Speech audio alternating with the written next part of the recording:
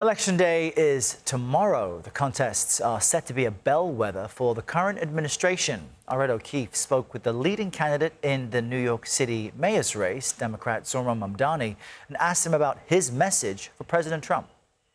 What is your message to him here in the closing days as he observes these final hours of the campaign? And would you call him later this week if you're the victor to try to sort out how to work together?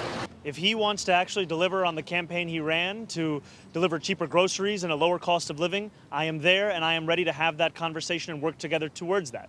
If he wants, however, to attack New Yorkers and get on the phone to speak about how we can work together at the expense of those New Yorkers, that's not a conversation I'm willing to have. Joining us now is Hyma Moore, a principal at Cornerstone Public Affairs and the former director of the Office of Jamie Harrison, the former DNC chair, and Rina, Shah, a geopolitical advisor and strategist and former senior GOP congressional advisor. Good morning and welcome to you both. Hyma, let's start with you. The New York City's mayor's race seems to have divided the Democratic Party somewhat. So if Mamdani wins, which polls suggest he will, what does that tell Democrats about the direction of the party? Look, Errol, good to see you, and congrats on the marathon yesterday. Look, I think you're right. I think this has been a defining moment for the Democratic Party in many ways. If you look at where Leader Jeffries and Leader Schumer, how long it's taken Leader Jeffries to endorse Mamdani, and Schumer, of course, has not yet. But what it says to Democrats is the party's still a big tent.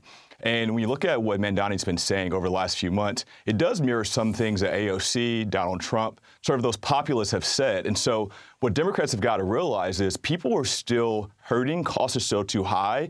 And so, yes, I think it's great, and we'll talk about Virginia and New Jersey in a second, to have these moderates step on the stage. But I do think a lot of people in the Democratic Party and the base still want a lot of change when it comes to cost and when it comes to populist messaging.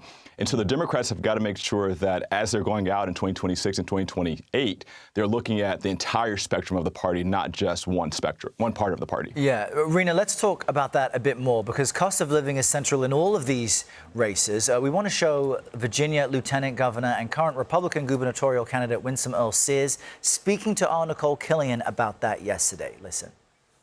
We can't afford her. She's going to drive up our cost of living. Our energy prices are going up because she supports the Green New Deal, which immediately drives up costs for everything. So people understand what side that they need to vote for.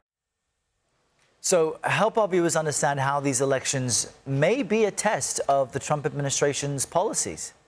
You know, look, these off-year races, essentially in New York City, Virginia, New Jersey, they aren't just local, essentially, headaches over taxes or traffic. They are a real pulse check over Trump's second act. And I think with this government shutdown, the federal government shutdown, still shut down, dragging on here, you've got federal workers in Virginia who are fearing the pinch. And voters are signaling louder than ever. Is this America first, or is this the reboot that is not delivering and is just chaos? I think if Abigail Spanberger pulls it off here, it's a neon sign to Democrats.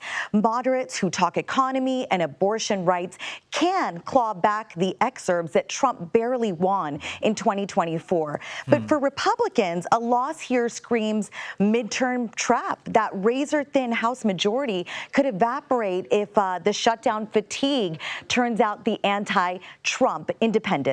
And we've just run out of time, so just a few seconds for you each. Hyma, are you predicting a clean sweep for Democrats or Republicans? What's your prediction? I think Democrats take it all three. And Rina?